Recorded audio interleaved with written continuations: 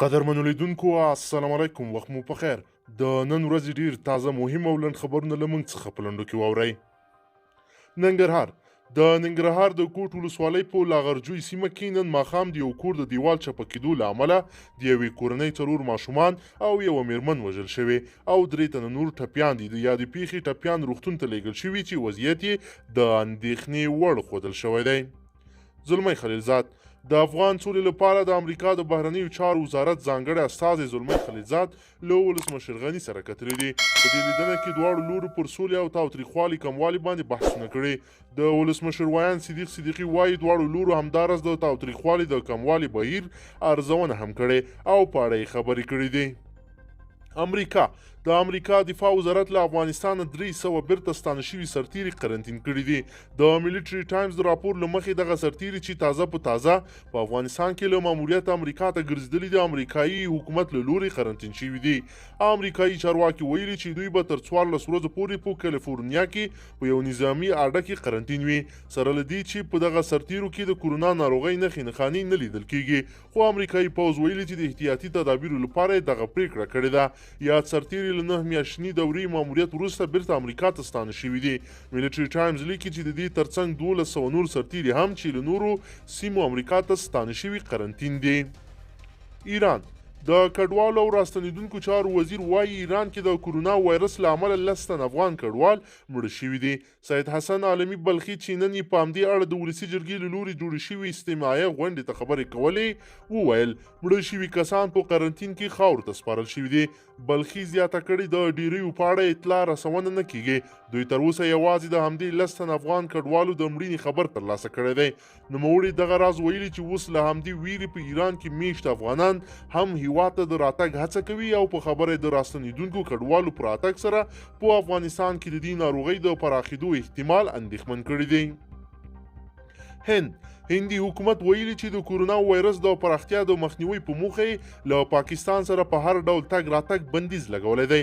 د هند د کورنیو چارو وزارت دغه راز له خپلو نورو ګاونډیو هیوادونو سره هم پولې تړلي دي او په وینا یې د کورونا د ورتګ د لا مخنیوي لپاره په جدي اقدامات کوي. دوی ویلي چې له ټولو ګاونډیانو په تیره له پاکستان سره هر ډول ځمکني او هوایي تګ راتګ باندې بندیز لګېدلی. هند کې هم د کورونا پیښې ثبت شوي دي، خو هندي حکومت ویلي چې د دغه وایرس د پراختیا مخنیوي لپاره اړین تدابیر لري. پاکستان د پاکستانی رسنیو د راپورونو له مخې پاکستانی پولیسو د پښتون ژغورنې غورځنګ پر مخکښ غړی او د پارلمان غړی علي وزیر باندې د پاکستان ضد بیانونه او دغه راز د دغه هیواد بیرغ ته د سپکاوي تورن پورې کړي دي. پر د علي وزیر داسې حال کې لګول کیږي چې تازه د ولسمشر غني د لوړې مراسمو کې تر ګډون وروسته بیرته پاکستان ته ستون شوی دی.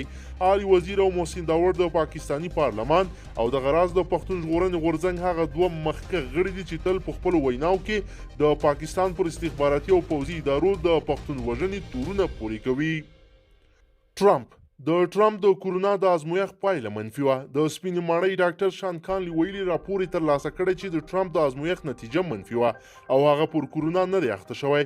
ټرمپ د تیرې اونۍ په پای کې پر فلوریډا کې په خپل شخصي استوګنځي کې له یو برازیلي پلاوي سره کتلي وو. وروسته معلومه شوه چې دغه پلاوي ځینې غړي په کورونا اخته وو او ټرمپ ته یې هم اندېښنې پیدا کړې وې.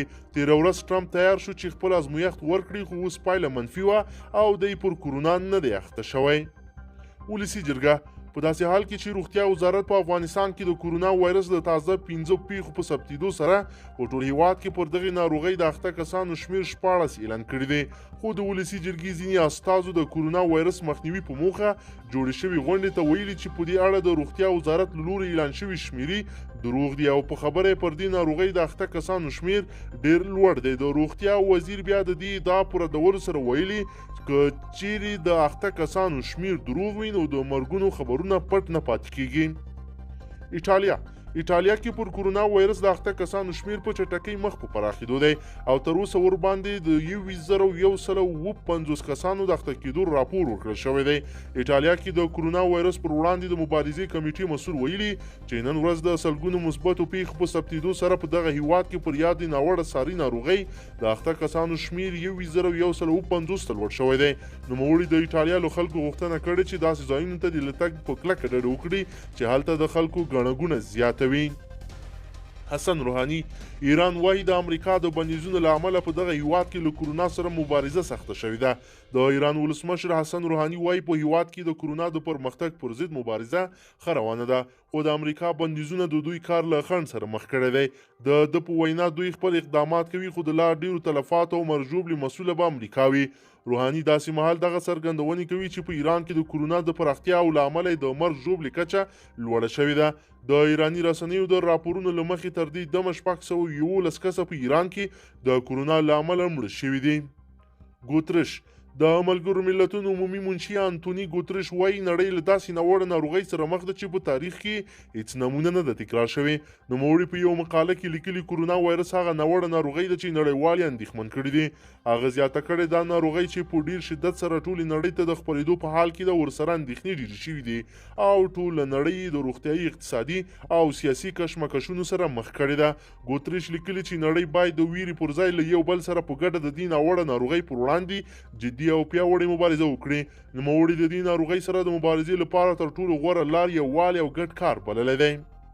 پاکستاني چارواکي پاکستان وایي دوی د افغان سولې پر راتګ او په دې برخه کې لا ډیرو پرمختګونو سره همکاره دي. د پاکستان لوړپوړو چارواکو دغه هیواد صنعت ته د خبرو پر مهال ویلي چې دوی د افغانستان د سولې له پروسې سره په سیمه کې د ثبات په موخه همکاري کړې ده او خپلو همکاریو ته به ادامه ورکوي. د پاکستان د بهرنیو چارو وزارت مرستیال او همداراز د عمران خان د ملي امنیت سلاکار د پاکستان صنعت ته ویلي چې په افغانستان کې د سولې راتګ د ټولې سیمې په ګټه دي، نو ځکه دوی له امریکا او افغان حکومت سره په دې برخه کې همکاره دي. د پاکستان د سنا غړو هم په دې غونډه کې ټینګار کړی چې پاکستان باید د سولې پر راتګ او جګړو په پای ته رسولو کې همکاري وکړي. طالبان د امنیت شورا یو ویان له رسنیو سره په خبرو کې ویلي چې ټاکل شوی و دغه بندیان تیره ورځ له زندان آزاد شي، اوس دغه پریکړه ځنډېدلې ده. احمد جاوید صدیقي وایي افغان حکومت غواړي د دغه کسانو دوسیې لا په دقیقه توګه وڅېړي، نو ځکه یې د خوشي کولو بهیر ځنډېدلی دی.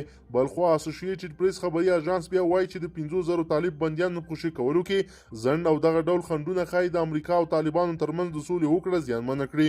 د هوکړې له مخه باید د روانې میاشتې تر 10 د طالبانو 15,000 بندیان له زندانونو آزاد شوي وای، خو افغان حکومت د دومره بندیانو له خوشي کولو سره موافقه نه ده کړې.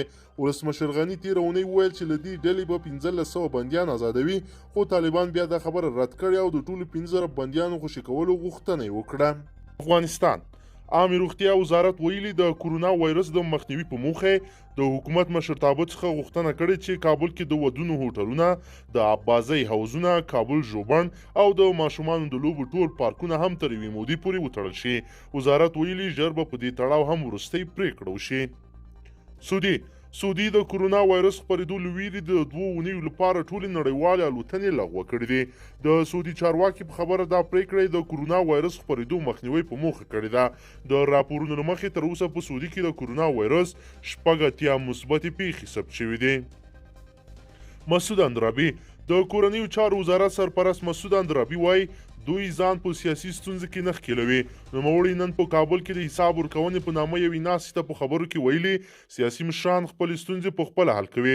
نوموړي د خپلو خبرو پر دوام ویلي پولیس په خپلو چارو کې هیڅ شخصي او سیاسي چلند نه کوي، ځکه په وینا یې د دوی دنده د خلکو ساتنه ده، نه په سیاسي ستونزو کې ښکېلتیا. نوموړي د طالب زندانیانو خوشي کېدو ته په اشاره ویلي چې تر نن غرمې پورې هیڅ طالب بندي نه دی خوشي شوی او په دې اړه د حکومت ټاکل شوي پلاوي خپلې چارې پر مخ بیایي. پاکستان د کرونا وایرس له پراختیا د مخنیوي په موخه ټولې تعلیمي او تحصیلي بنسټونه تړلي دي. د پاکستان حکومت ویلي چې د کرونا وایرس د مثبتو پیښو له ثبت سره مهاله دغه اقدام کړی دی. د پاکستان په سند ایالات او تفتان ښار کې د کرونا ګڼې پیښې ثبت شوي دي. تر اوسه د مثبتو پیښو شمېر 28 ته رسېدلی او تر 4,000 کسان پورې قرنطین شوي دي. پاکستان د دې ترڅنګ له افغانستان او ایران سره خپلې ټولې پولې تړلې دي او پر راتګ یې بندیز لګولی دی. پاکستاني حکومت پر عامه غونډو، کڼو ګونو او ځینو ځانګړو محفلونو هم بندیز لګولی دی. مودي د هند لومړی وزیر وایي د سیمې هیوادونه دي د کرونا د پراختیا پر وړاندې د مبارزې لپاره په یوه ګډه او واحده تګلاره کار وکړي. نریندرا مودي د سارک سازمان پر غړو هیوادونو چې افغانستان هم پکې دی غږ کړی چې د کورونا وایرس د پراختیا د مخنیوي لپاره سره یو شي. د په وینا دغه وایرس د هیوادونو په همکارۍ او ګډه تګلاره له منځه تللی شي. بلخو افغان حکومت د مودي له دغه وړاندیز هرکلی کړی دی او په دې برخه کې د ګډې همکارۍ پر ژر رامنځته کېدو ټینګار کړی دی. د ولسمشر ویان صدیق صدیقي وایي چې په سیمه کې د دغه وایرس پر وړاندې د ګډې مبارزې جدي اړتیا ده. مودي داسې مهال دغه څرګندونې کوي چې تازه په هند کې د کورونا وایرس مثبته پیښه ثبت شوې ده.